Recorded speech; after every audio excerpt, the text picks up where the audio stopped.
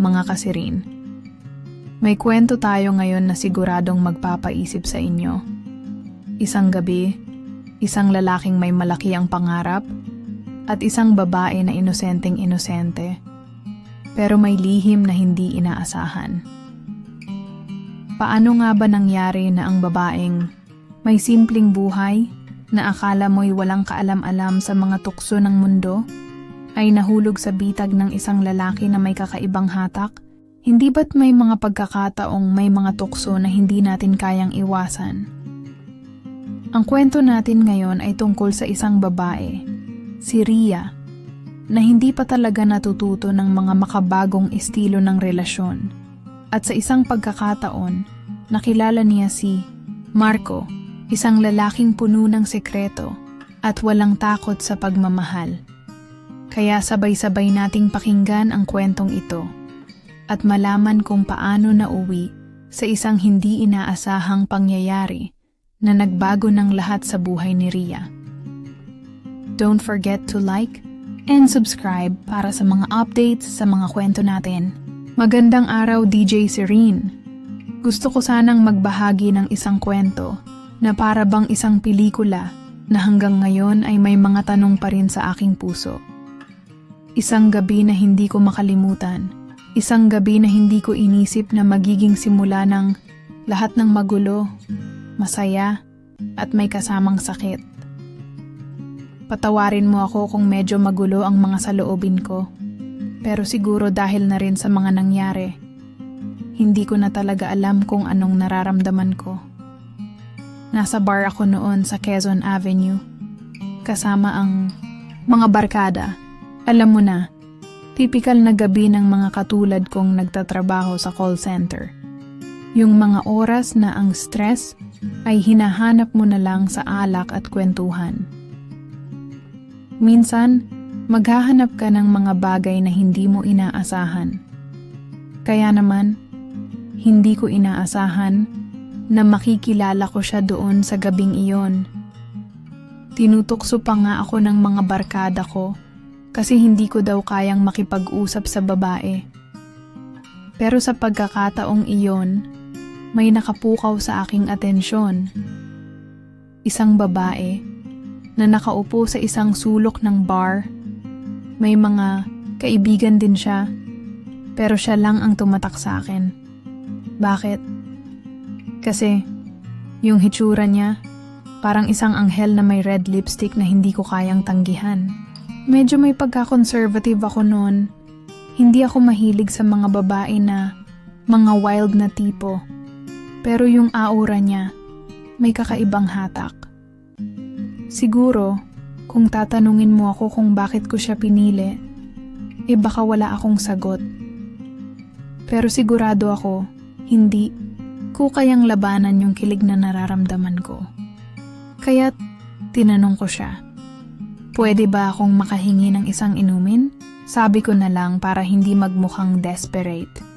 Pero inisip ko lang na baka may pagkakataon pa akong makilala siya ng mas mabuti. Tumingin siya sa akin ng may halong kagalakan at konting kabang. Hindi ko rin alam kung paano ko napansin.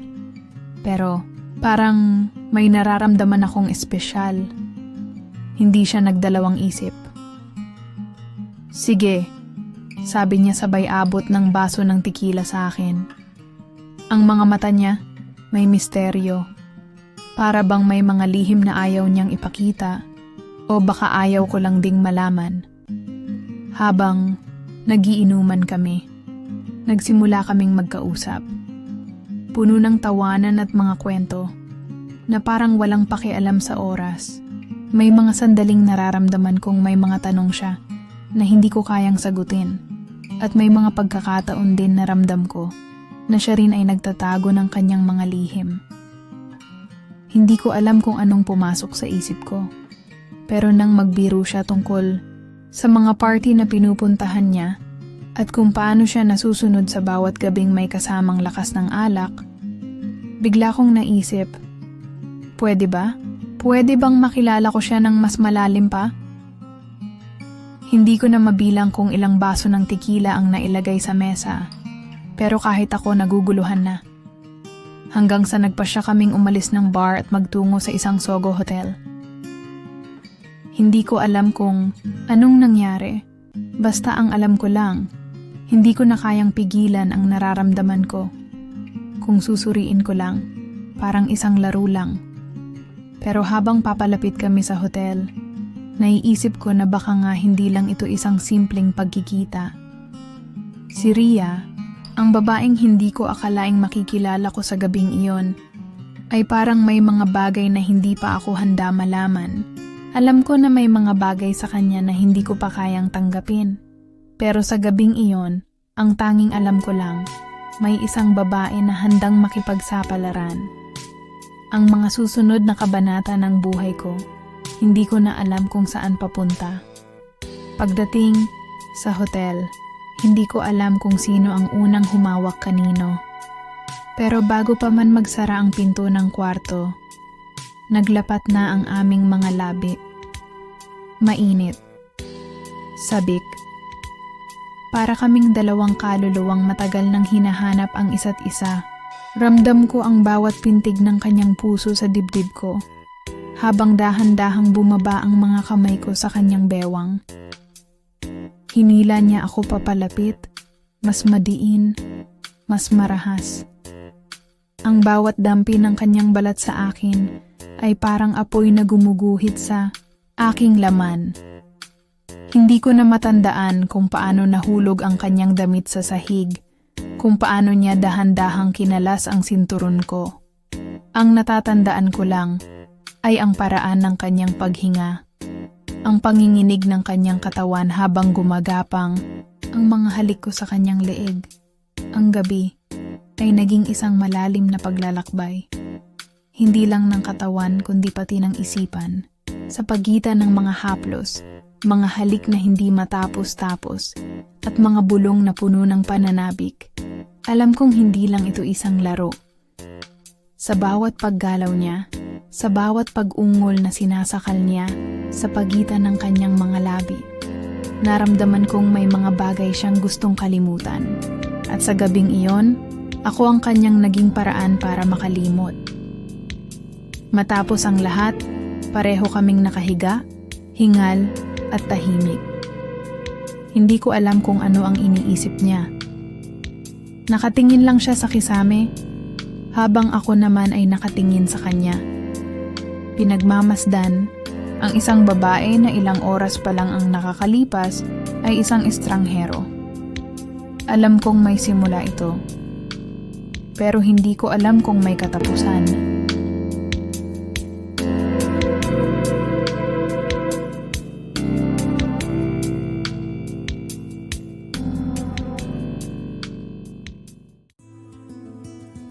Nagising ako na may kalabuan sa isipan. Ang gabi namin ni Ria ay para bang isang masarap na panaginip. Pero kapag nagising ka, may mga tanong kang hindi mo alam kung paano sasagutin. Para bang may mga piraso ng puzzle na hindi pa kumpleto. Hindi ko pa rin lubos maisip kung anong nangyari sa pagitan namin. Hindi ko rin alam kung anong klaseng relasyon meron kami. Pagkatapos ng gabing iyon, hindi kami nag-usap agad. Hindi ko siya tinext, hindi ko siya tinawagan. Siguro, may takot akong magtanong, o baka naman natatakot din siya. Ang tanging alam ko lang, parang may magnet na humihila sa akin para makilala siya ng mas mabuti. Mga ilang araw pa ang lumipas, nang bigla na lang siyang mag-text sa akin. Ang simpleng hi na message ay parang isang gulat na sigaw sa puso ko. Hindi ko inisip na magte-text siya. Kailangan ko bang sagutin? Sabi ko sa sarili ko, sige, sagutin ko na lang. Kung tutuusin, wala naman akong mawawala, di ba? Kamusta? Ang sagot ko. Dahil nga sa takot at kaba, hindi ko alam kung anong sasabihin ko sa kanya. Pero ang nangyari, Ang simpleng text ay naging simula ng isang mas mahahabang usapan. Ang mga kwento namin tungkol sa buhay, mga plano, at mga ideya, lahat naging magaan at natural lang. Naisip ko, ang saya nitong babae. Parang gusto ko pang makilala siya. Minsan, pag nakakakita ako ng message niya, parang nakakaramdam ako ng saya. Pero may mga oras din na naguguluhan ako. Alam ko na may mga bagay na hindi ko pa alam tungkol sa kanya. At may mga bagay siyang ayaw ipakita. Isa na dito yung mga detalye sa buhay niya. Bakit kaya siya ganun ka-close sa mga party? Bakit parang may mga pagkakataon na umiiwas siya sa mga seryosong usapan tungkol sa pamilya o sa mga pangarap niya sa buhay? Isang araw, nagkita kami ulit sa isang cafe sa may Green Hills. Ang mga mata niya parang may hinahanap o baka ako lang ang nag-iisip. Hindi ko alam kung paano ko ipaliwanag. Pero may mga sandaling nakatingin siya sa akin ng seryoso. At parang may mga bagay siyang gustong sabihin. Pero hindi niya magawa. Naramdaman ko na may bigat siya sa loob na ayaw niyang iparating. At siguro, hindi ko pa kaya ang mga lihim na iyon. Alam mo, Ria, sabi ko habang nagkakape kami, parang hindi kita kilala ng buo. Ang dami mong tanong na hindi ko masagot. Parang may mga piraso ng buhay mo na hindi ko pa nakikita. Hindi siya sumagot agad. Tumahimik siya. At napansin ko na may naramdaman siyang parang kalungkutan sa mata niya. Ibinaba niya ang tasa ng kape at nagsimula siyang magsalita. Wesley, hindi ko lang siguro kayang magpakabukas sa ibang tao, lalo na pagdating sa mga bagay na hindi ko kayang i-handle. Masakit kasi minsan, kaya pinipili ko na lang na maging masaya sa mga simpleng bagay, pero pahinto-hinto siya at biglang tumingin sa akin ng seryoso. May mga pagkakataon na gusto ko ring magkaroon ng mga bagay na hindi ko pa natutunan. Parang may pumutok na bomba sa ulo ko. Lahat ng sinasabi niya ay may mga sikreto at lihim. At doon ko lang naisip, hindi ko talaga alam ang buong kwento ni Ria. May mga bagay siyang ayaw isapubliko. At wala akong karapatang pilitin siyang magsalita, pero sa loob-loob ko, gusto ko siyang tulungan. Gusto ko siyang makilala pa ng mas mabuti. At baka nga, may mga bagay ako na kailangan ding baguhin sa sarili ko. Doon kami nagkasundong magkausap pa. Wala kaming pressure na kailangang magmadali, pero alam ko na ang mga usapan namin ay hindi matatapos sa mga simpleng text na lang. May mga piraso ng puso ko na siya na yata ang makakakita. Ang mga sumunod na araw, naging mas magaan ang mga usapan namin. Ngunit may mga oras din na may mga tanong na hindi ko kayang sagutin. Kadalasan, naiisip ko, baka nga hindi lang ito simpleng pagkakaibigan. Baka mas malalim pa. Pero dahil may takot akong magtakda ng labels, mas pinili kong maghintay. Pilit ko, ring ipinagpapaliban ang mga tanong na nais kong itanong. Kung totoo ba ang nararamdaman ko? Kung may pag-asa ba ang relasyon namin? O kung ako lang ba ang nag-iisip ng mga bagay na hindi pa sigurado? Hanggang sa isang araw, natutunan ko na ang hindi lahat ng bagay ay kailangang sagutin agad. Minsan, ang pinakamahalaga ay ang mga oras na magkasama kayo at ang mga sandali na walang pressure. Dito ko lang natutunan na hindi lahat ng sagot ay nasa dulo ng mga tanong. At habang dumadaan ang mga araw, palalim ng palalim ang pagtingin ko kay Ria. Pero mas pinili ko na lang na maghintay. Kasi kung may mga bagay na hindi ko pa kayang sagutin, baka siya na mismo ang magbibigay ng sagot sa mga tanong kong hindi ko pa alam.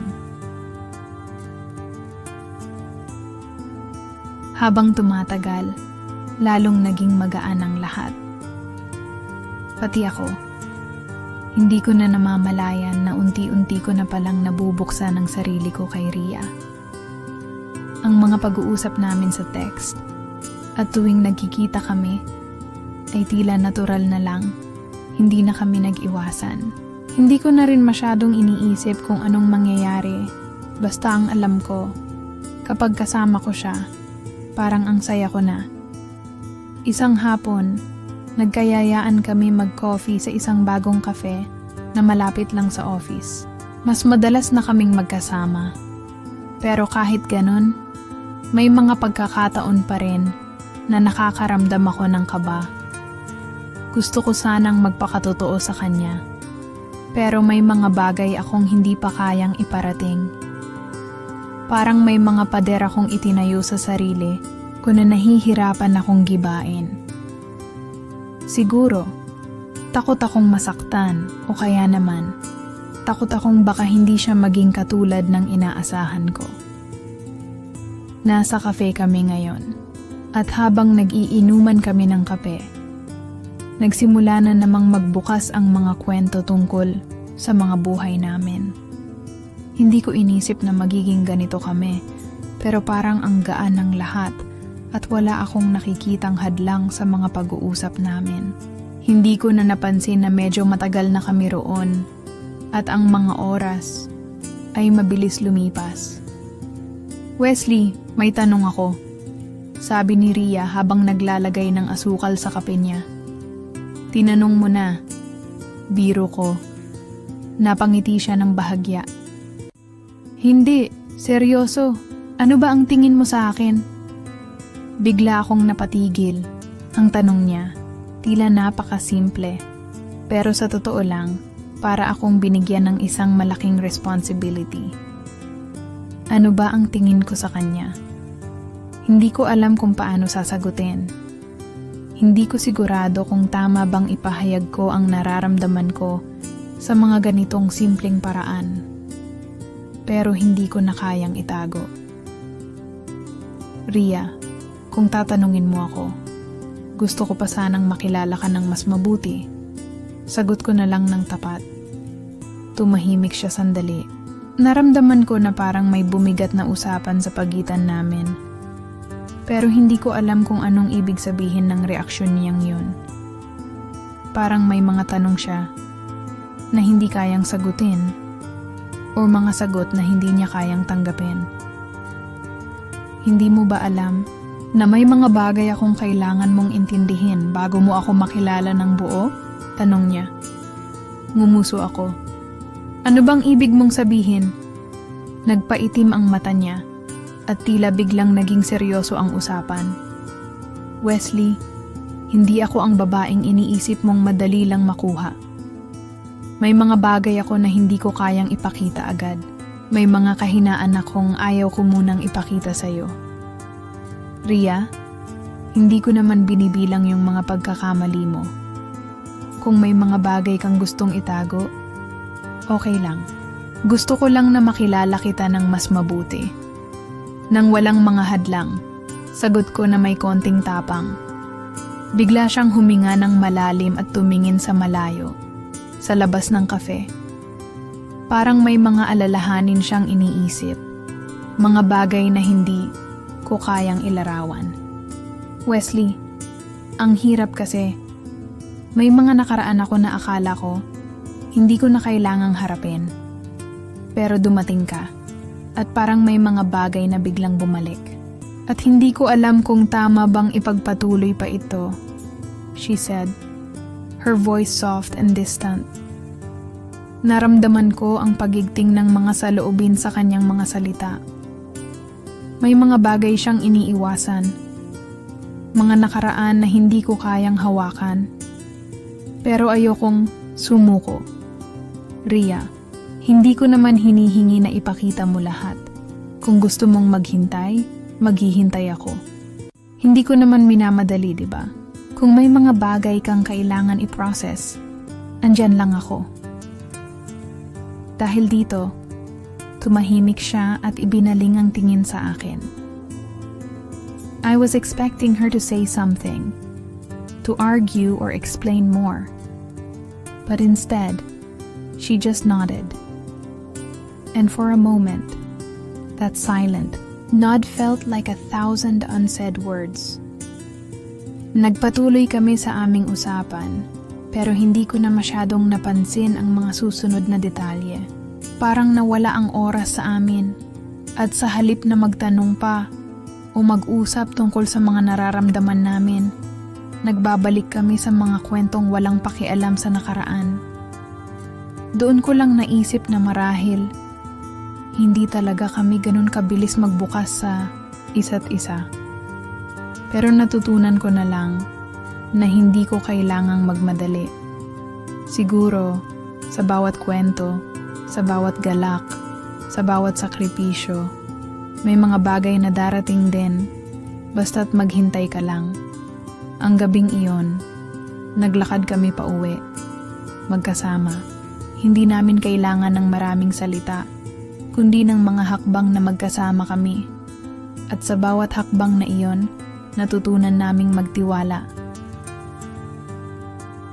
Ang mga susunod na linggo ay mabilis na lumipas. At ako at si Ria, parang walang gaanong pagbabago. Pero may mga maliliit na bagay na nagsimula ng magbukas. Wala namang malaking pangyayari. Pero ang mga maliliit na moments, yung mga magkasama, kami sa mga simpleng lakad, mga tawanan, at mga text na walang kamatayang kwento, parang may mga bagay na nagsisimulang magbukas. Ngunit, may isang bagay na hindi ko maiwasang tanungin. Ano nga ba kami? Oo, nagkikita kami, nag-uusap kami, pero may mga bagay pa rin akong hindi maintindihan. Hindi ko pa rin alam kung anong klaseng relasyon meron kami ni Ria. Kung tatanungin mo siya, baka sabihin niyang wala lang, na nagkakasama lang kami paminsan-minsan.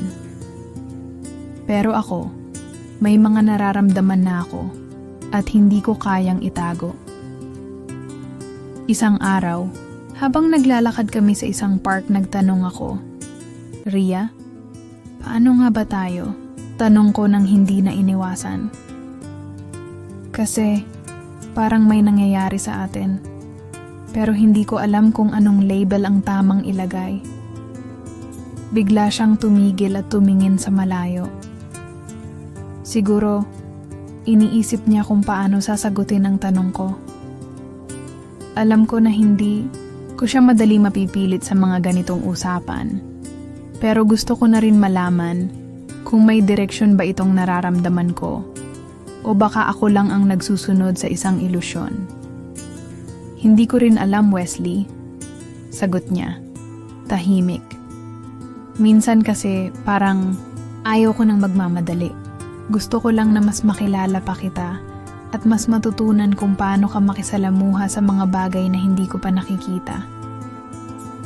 Ang hirap kasi, minsan hindi ko alam kung ang mga nararamdaman ko ay sapat na ba o kung natatakot lang ako. Sabi ko sa sarili ko, ganito pala siya. Matatakutin, hindi makapagsabi agad ng nararamdaman. Pero hindi ko siya sinisi. Sa halip, inisip ko na lang na baka may mga bagay siyang kailangang maramdaman bago siya magtakda ng mga hangganan sa buhay niya.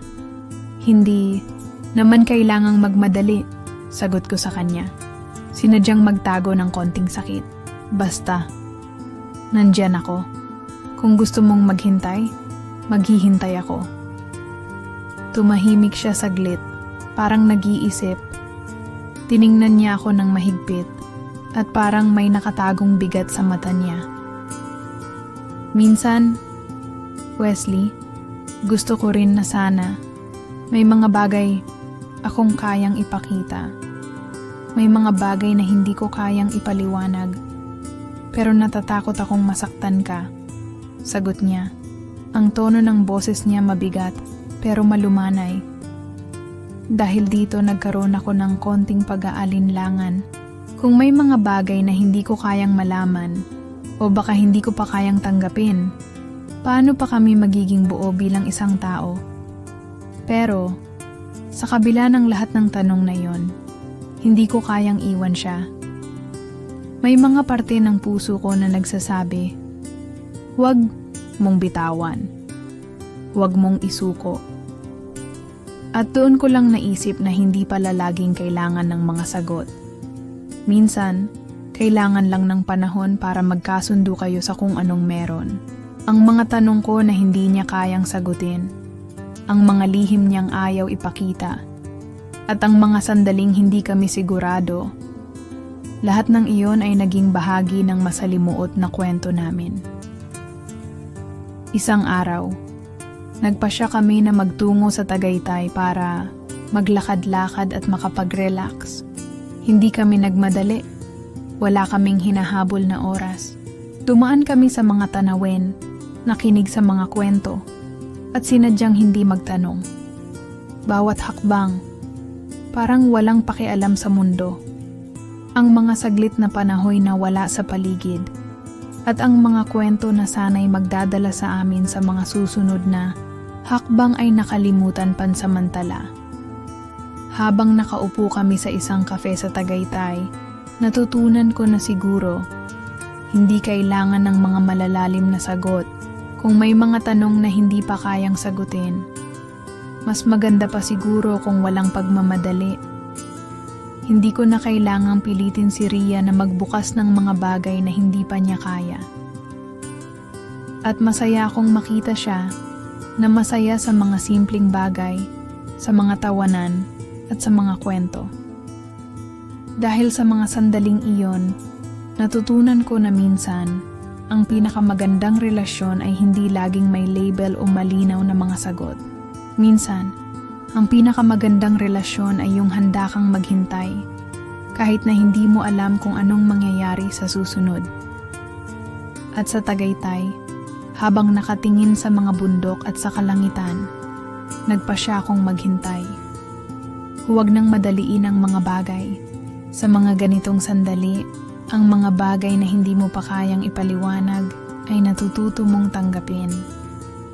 At kahit hindi ko pa alam kung anong magiging wakas, sa ngayon, masaya na akong maghintay. Hindi ko na napigilan ang sarili ko. May mga bagay na hindi ko kayang isugal. Pero may mga pagkakataon na hindi mo na rin kayang pigilan ang nararamdaman mo. Lalo na kung nandyan na ang pagkakataon. At parang ang lahat ay nagiging malinaw. Si Rhea, hindi ko na kayang itago pa ang nararamdaman ko para sa kanya. Ibang klaseng kilig, ibang klaseng takot. Lahat ng mga emosyong iyon ay nagsanib sa isang pagkakataon at wala akong magawa kundi tanggapin ito. Isang gabi, nagkayayaan kaming mag-out of town sa isang resort malapit sa tabi ng dagat. Naisip ko, siguro ito na ang tamang panahon. Maganda ang lugar, tahimik, at puno ng mga tanawin na magpapakalma sa aming mga isip.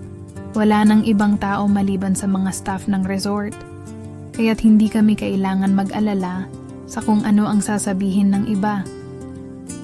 Habang nagiinom kami ng wine sa tabi ng pool, may kakaibang tensyon sa hangin.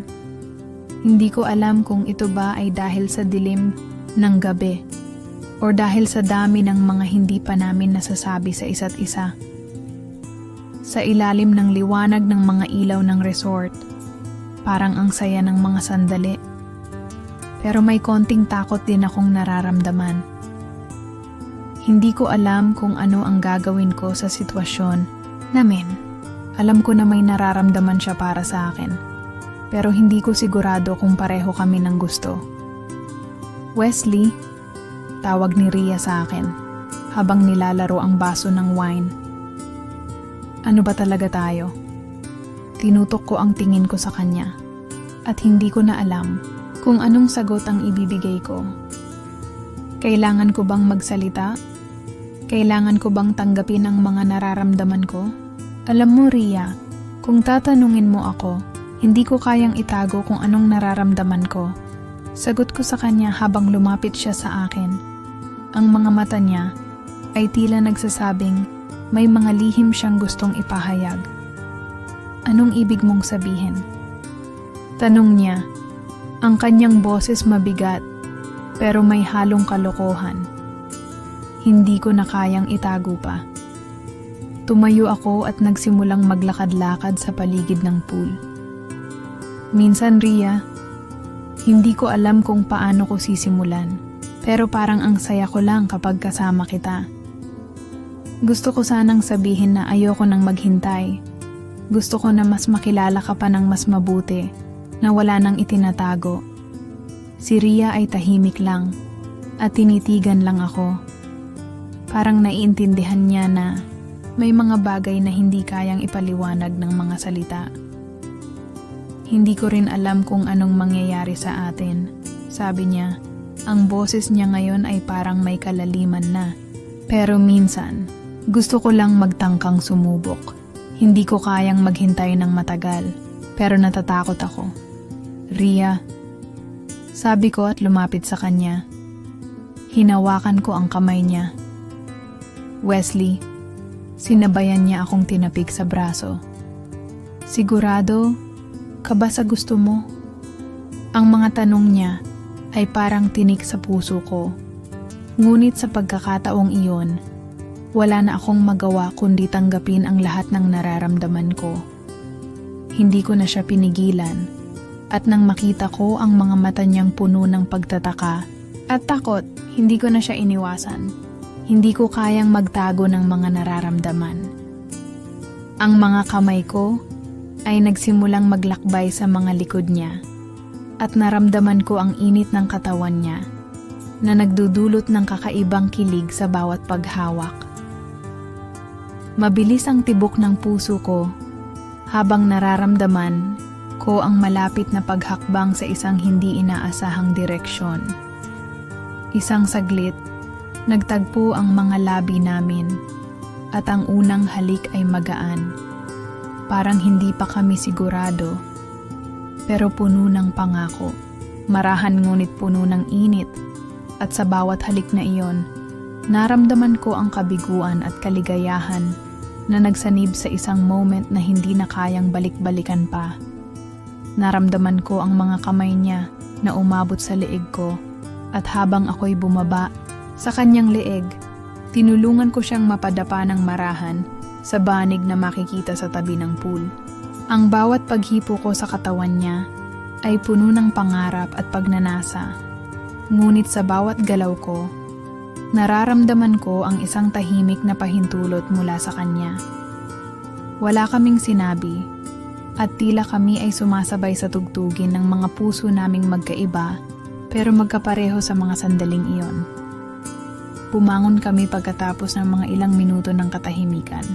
Ang lahat ng nangyari ay nag-iwan ng isang bagong sigla sa aming dalawa. At bagamat hindi ko pa alam kung ano ang susunod, natutunan ko na ang bawat pagkilos, bawat halik, bawat pagnanasa ay may kalakip na pasensya. Hindi ko kayang pilitin ang anumang bagay sa kanya. Hindi ko kayang magmadali. Pero hindi ko rin kayang itago ang nararamdaman ko. Wesley, sabi niya, ang kanyang mga mata ngayon ay puno ng tadhana. I guess we both just had to wait for the right moment. Yeah, I guess so, sabi ko, at umupo ako sa tabi niya. Ang gabing iyon ay magaan na parang ang lahat ng paghihintay ay nagbunga ng isang tunay na pagsisimula na hindi ko alam kung saan magdadala. Ngunit sa bawat hakbang, natutunan ko na kahit may mga bagay na mahirap ipaliwanag, ang mga pakiramdam ay hindi na kailangang Pagkatapos ng gabing iyon, nagkaroon ako ng bagong pananaw sa relasyon namin ni Ria. Naramdaman ko ang isang klase ng kalayaan, pero may kasabay na kaba na hindi ko maiwasan. Hindi ko na alam kung paano ito tatawagin. Hindi na kami tulad ng dati na magkaibigan lang. May mga bagay na nangyari, mga pagkakataon na hindi mo kayang balikan, ngunit hindi rin matanggal sa iyong isipan. Isang linggo ang lumipas mula nang mangyari iyon at patuloy kami sa pagiging malapit sa isa't isa. Hindi ko alam kung ano ang nagbago, Pero may mga gabi na hindi na kami magkasama at nagiging mas mahirap na maghanap ng tamang sagot sa kung anong meron kami. Nasa isang tabi ako ng kama, tahimik. Tinitingnan ang cellphone ko habang naghihintay ng text mula kay Rhea. Ngunit tila hindi siya nagpapakita ng kahit anong senyales. Nagdesisyon akong magtago ng mga nararamdaman ko at ipagpatuloy ang kung anong meron kami. Ngunit sa loob-loob ko, alam kong may mga bagay na nagiging mahirap. Kung may mga pagkakataon na akala ko'y magaan lang, mas lumalim ang mga katanungan. Kung nagkausap kami, nagiging magaan ang mga usapan, pero sa mga gabi na kami lang ang natira sa mga isipan namin, pareho kaming tahimik. Isang gabi, habang nag-iisa, ako sa isang coffee shop, may naramdaman akong kakaibang presensya, si Rhea. Hindi ko siya inaasahan, pero nakita ko siya sa likod ng isang mesa. Ang mukha niya ay halos hindi ko makilala dahil sa mga luhang bumabalot sa mata niya. Tumayo ako at nilapitan siya. Walang kaalam-alam kung ano ang nangyari sa kanya. "Rhea, what's wrong?" Tanong ko ng malumanay. Nanginginig ang boses ko habang tinitingnan ko ang mga mata niyang puno ng kalituhan. "Na-stress ako," sagot niya. Halata ang pagod at sakit sa kanyang mga mata. Tinutukso na naman ako ng mga kaibigan ko. "Ang hirap, Wesley. Hindi ko alam kung anong gagawin ko." Habang nakatingin ako sa kanya, parang may naguudyok sa akin na gawin. Ang isang bagay na hindi ko pa kailanman nagawa sa kanya. Pumunta ako sa tabi ng mesa at naupo sa harap niya. Tumingin sa kanyang mga mata na puno ng lungkot. "You don't have to go through it alone, Rhea," sinabi ko, na may tinge ng lambing sa boses ko. "I'm here for you. Kung ano man ang mga pinagdadaanan mo." Si Rhea, ngumingiti ng mahina at tahimik na napapikit. "Hindi ko alam kung anong nangyayari sa buhay ko, Wesley," sabi niya habang ang mga kamay niya ay naglalakbay sa kanyang buhok. "Ang hirap. Minsan feeling ko parang hindi ko na kayang ipagpatuloy. Rhea, kung gusto mong magpahinga, nandyan ako. Hindi ko alam ang eksaktong nararamdaman mo, pero ako, handa akong maging bahagi ng buhay mo." Ilang sandali ng katahimikan ang dumaan bago siya nagsalita muli. "Minsan, Wesley, natatakot akong magtiwala kasi hindi ko alam kung hanggang saan lang to. Baka kung ano lang to, hindi rin naman magtatagal." Naramdaman ko ang sakit sa kanyang mga salita. Hindi ko alam kung paano siya tutulungan sa mga nararamdaman niyang iyon. Pero ang tanging alam ko, naroroon ako, handang makinig, handang sumuporta. Hindi ko rin alam kung anong mangyayari sa atin, Rhea. Pero kung may makakaya akong gawin para hindi ka mag-isa, gagawin ko. Sagot ko, habang hinawakan ko ang kamay niya. Ang mga mata ko ay puno ng pag-unawa. Nang gabing iyon, ang usapan namin ay nauwi sa mga saloobin at hindi ko akalain na isang simpleng gabi lang na puno ng suporta ang magpapaalala sa amin kung gaano kahalaga ang bawat hakbang na ginawa namin. Walang sexual na pangyayari, pero ang malalim na koneksyon na nabuo sa pagitan namin ay isang bagay na higit pa sa lahat ng nararamdaman. Habang natutulog ako sa kama, hindi ko alam kung ano ang hinaharap para sa amin ni Rhea. Siguro ang pinakamahalaga, hindi ko siya ipinagpapalit sa alinmang bagay. At kung ano man ang hinaharap, isang bagay ang sigurado. Hindi kami nagmamadali at walang dumating ang mga araw na mas naging magulo ang buhay ko. Hindi ko akalain na ang lahat ng nangyayari sa amin ni Rhea ay magiging komplikado. Lalo na nang magsimula akong makaramdam ng pressure mula sa trabaho. Alam ko na may pagkakataong mahihirapan akong balansehin ang lahat. Ngunit ang mga huling linggo ay naging mas mahirap kaysa sa inaasahan ko. Parang lahat ng bagay ay nagdudulot ng tensyon sa amin ni Ria. At ang trabaho ko, na laging inuuna ko, ay naging isa sa pinakamalaking dahilan ng distansya namin. Ang mga usapan namin tuwing gabi, na sana ay magaan, ay nagiging mabigat. Sa bawat text at tawag, ramdam ko ang pag-aalangan niya. At sa bawat pagbalik ko sa bahay, hindi ko maiwasang mag-isip. Ano bang nangyayari sa amin? Ria, I'm sorry. Ang unang sinabi ko nang magkita kami. Kasama ko siya sa isang maliit na kafe sa tabi ng daan. Hindi ko alam kung anong nangyayari, pero parang nawawala ako. Hindi ko na alam kung ano ang tamang gawin. Nakita ko ang pag-aalala sa kanyang mga mata. Hindi mo naman kailangan mag-sorry, Wesley. Sagot niya habang nakatingin sa akin ng diretso. Pero parang hindi ko na kayang maghintay. Alam ko na maraming pagkakataon na pinipili mong mag-focus sa trabaho mo. Pero parang hindi ako kasali sa mga plano mo. Hindi ko na alam kung anong nangyayari sa atin. Napansin ko na may kalungkutan sa kanyang tinig. At ramdam ko na may mga saloobin siyang nais iparating pero hindi alam kung paano. At sa mga pagkakataong iyon, hindi ko siya matulungan dahil ako mismo, hindi ko alam kung anong dapat ko gawin. Ria, hindi ko talaga kayang magbigay ng promises na hindi ko kayang tuparin. Sabi ko, ang mga mata ko ay puno ng pangako, ngunit puno rin ng takot. Gusto ko sanang maging honest sa'yo.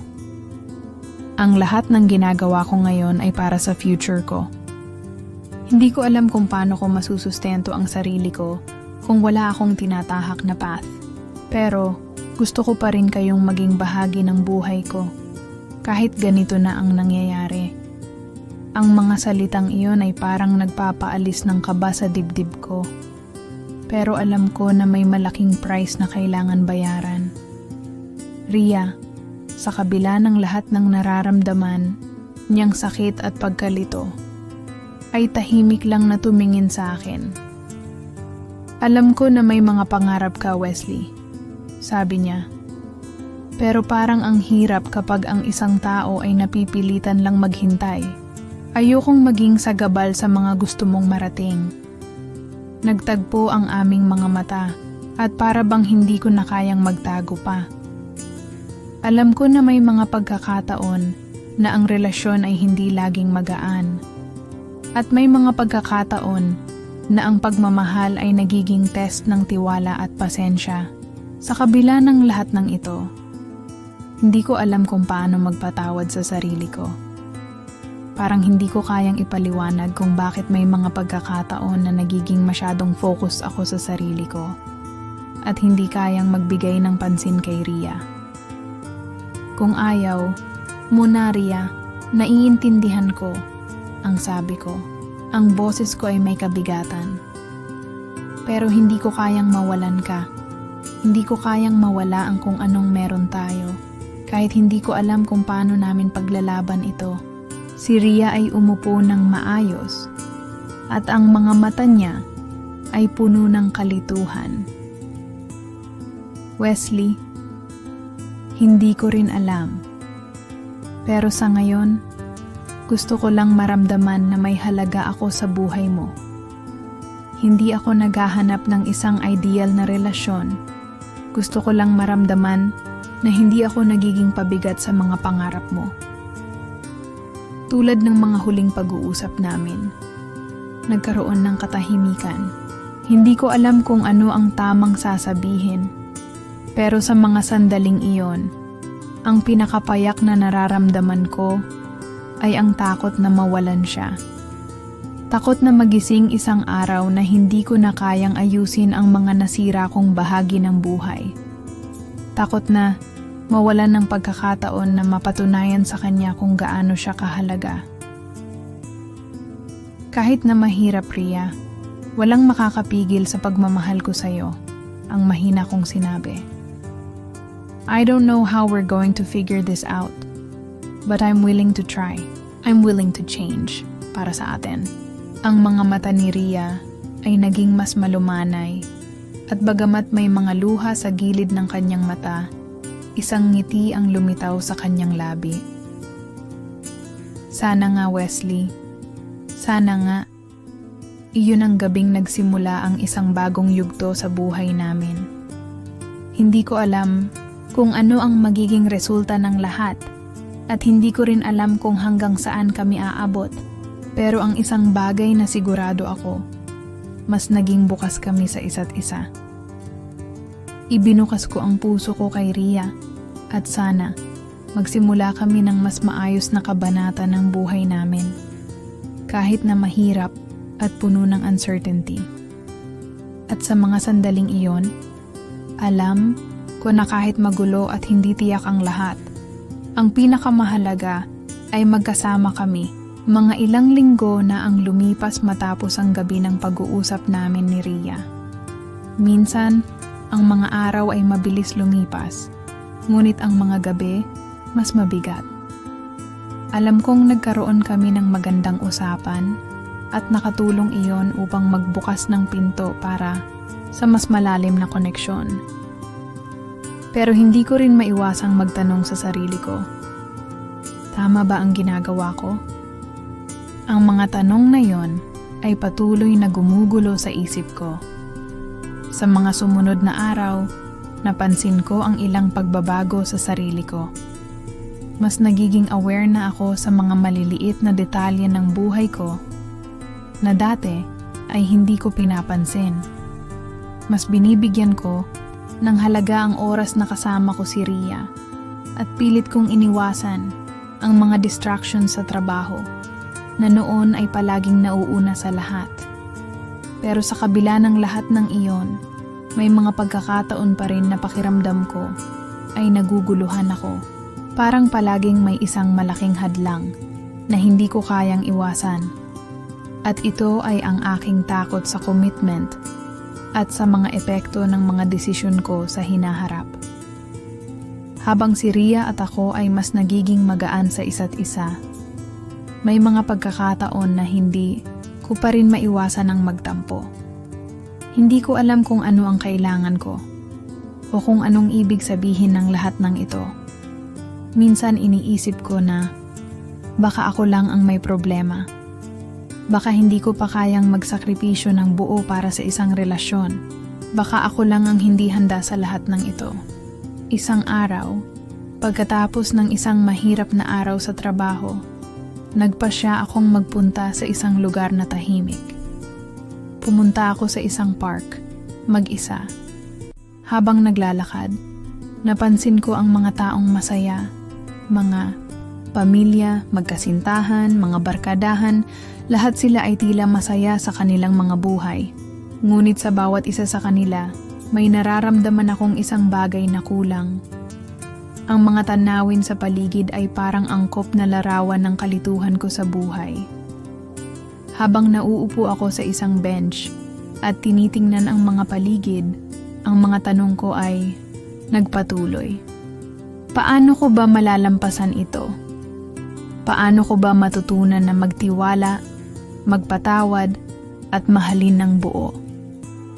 Ang mga tanong na ito ay hindi ko kayang sagutin agad. Ang hirap maglakad sa landas na may uncertainty. Paano ba i-handle ang mga takot na nararamdaman ko? Hindi ko pa rin alam. Bigla, may isang tawag na pumasok sa aking cellphone. Si Ria. Hi Wesley, are you okay? Tanong niya.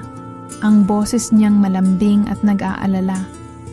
Alam ko na may nararamdaman siyang may mali. At hindi ko na kayang itago pa ang nararamdaman ko. Ria, ang sabi ko, at may halong panghihinayang. I'm sorry. Hindi ko pa rin kayang i-handle ang lahat ng ito. Parang may mga pagkakataon na hindi ko alam kung anong gusto ko. Minsan, parang hindi ko kayang magbigay ng commitment na inaasahan mo. Tahimik siya sa kabilang linya. Parang iniintindi ang mga saloobin ko. Alam ko na mahirap sa kanya Pero alam ko rin na walang ibang tao na mas makakaunawa sa nararamdaman ko kundi siya. Ang takot ko, Rhea, ay baka hindi ko kayang magbago. Hindi ko alam kung kayang ipaglaban ang isang relasyon kung hindi ko pa kayang ipaglaban ang sarili ko, ang patuloy ko. Hindi ko kayang magbigay ng promises na hindi ko matutupad. Naramdaman ko ang bigat ng mga salitang iyon. Para bang pinipilit kong gawing simple ang mga bagay na masalimuot.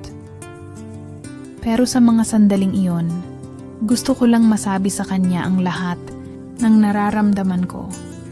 Pati na rin ang takot kong baka mawala siya dahil sa mga kahinaan ko. Wesley, I understand. Sagot niya ng mahinahon. Hindi ko rin hinihingi na maging perfect ka. Gusto ko lang malaman na willing ka na magtrabaho para sa atin. Hindi ko kayang maghintay kung hindi ko nakikita na may pagpapahalaga ka sa mga desisyon mo. Hindi ko alam kung paano magpapaliwanag sa kanya.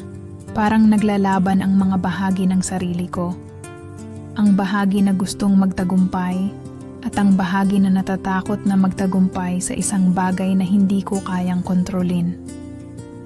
Pero, Rhea, gusto ko pa rin. Gusto ko pang subukan. Hindi ko kayang magpatalo sa takot. Ang sabi ko, nag-aalangan man. I'm willing to fight for us. Hindi ko alam kung anong mangyayari, pero ayokong mawala ka. Me too, Wesley. Sagot niya. At kahit na hindi ko siya nakikita, ramdam ko ang sincerity sa boses niya. Kung magkasama tayo, kayang-kaya nating harapin ang mga takot na yan, at doon ko na lamang natutunan na ang pinakamahalagang laban na kailangang pagdaanan ng bawat isa sa atin ay ang laban sa sarili. Ang mga takot, insecurities, at pagkabigo ay bahagi ng buhay.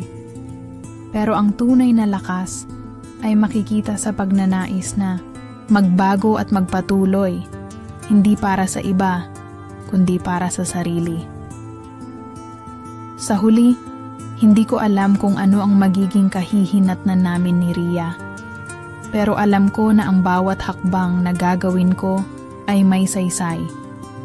Hindi ko kailangang maging perpekto at hindi ko kailangang madaliin ang lahat.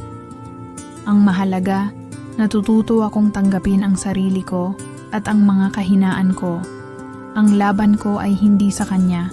Tila ba nagdilim ang paligid sa mga sandaling iyon. Matapos ang lahat ng pinagdaanan namin, ang mga aral at takot, hindi ko na alam kung anong klaseng relasyon ang nais ko. Ang takot ko sa commitment, sa mga desisyon na baka magdala sa amin sa mas malalim na paghihirap, ay nagsimulang maglaho ng unti-unti. At lahat ng ito ay dahil sa isang desisyon, ang magtiwala. Isang hapon, pagkatapos ng isang mahirap na linggo, nagpasya akong tawagan si Rhea. Gusto ko siyang makita at wala nang ibang dahilan kundi ang mag-usap ng seryoso. Hindi ko na kayang magtago pa sa mga nararamdaman ko. Sa mga araw na ako'y mag-isa, natutunan kong tanggapin ang aking mga kahinaan. At sa bawat sandali ng pag-iisip ko tungkol kay Rhea, unti-unti ko ring natutunan na tanggapin ang sarili ko. Wesley, tumawag siya sa telepono nang makita ang pangalan ko sa screen. What's up? Rhea, ang sagot ko, at naramdaman ko ang kabang gumugol sa aking dibdib. Can we talk? Of course, sagot niya, at agad akong napansin na hindi na siya katulad ng dati. Hindi na siya nag-aalangan. Are you okay? I'm okay, sagot ko, ngunit hindi ko siya kayang tingnan sa mata. Hindi ko alam kung paano sisimulan ang lahat ng ito. Kung paano sasabihin sa kanya na natutunan kong magtiwala, na natutunan kong yakapin siya at ang lahat ng kasama nito. I just need to see you. I need to tell you something. Where do you wanna meet? Tanong niya. I'll come to you, sagot ko. Can you wait for me? Of course, I'll be here. Agad akong nagpunta sa kinaroroonan ni Rhea. At habang naglalakad ako, naramdaman ko ang kabigatan ng bawat hakbang ko. Hindi ko alam kung anong magiging reaksyon niya sa mga sasabihin ko. Ngunit ang alam ko lang, sa lahat ng mga pangarap ko, siya ang isa sa mga bagay na hindi ko kayang mawala. Pagdating ko sa kanya, siya ay nakaupo sa isang bench sa isang maliit na parke. Ang mga mata niya ay malungkot, ngunit sabay kami nang nag-angat ng tingin nang magtagpo ang aming mata. Tahimik, at parang maraming hindi nasabi sa mga nakaraang araw. Ang hangin na dumarampi sa aking balat ay tila nagdudulot ng kalmado. Ngunit sa kaloob-looban ko, nararamdaman ko pa rin ang kabang dulot ng hindi ko alam na magiging reaksyon ni Rhea. Rhea, ang sabi ko, habang nauupo sa tabi niya. I'm sorry for everything that happened. I was afraid of what this could be, but I'm not anymore. Nakatingin siya sa akin, at bagamat hindi siya nagsasalita, ramdam ko ang bawat saloobin na binabalot siya. Nang magtagpo ang mga mata namin, nagbigay siya ng isang maliit na ngiti. Isang ngiting puno ng pagpapatawad, ngunit may pagkabigat na nasa mga mata niya.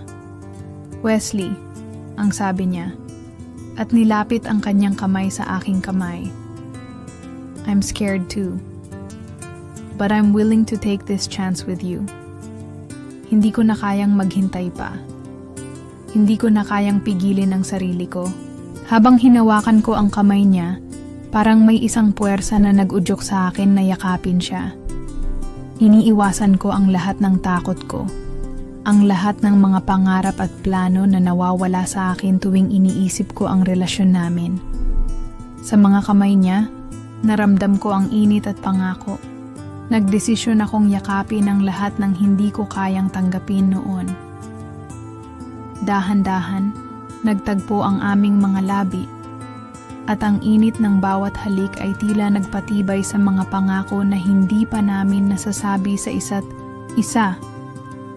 Walang mga salita, ngunit bawat halik ay may kasamang pangako na hindi kami aalis sa isa't isa. Hindi ko alam kung anong magiging susunod na hakbang. Ngunit sa sandaling iyon, natutunan kong tanggapin ang lahat.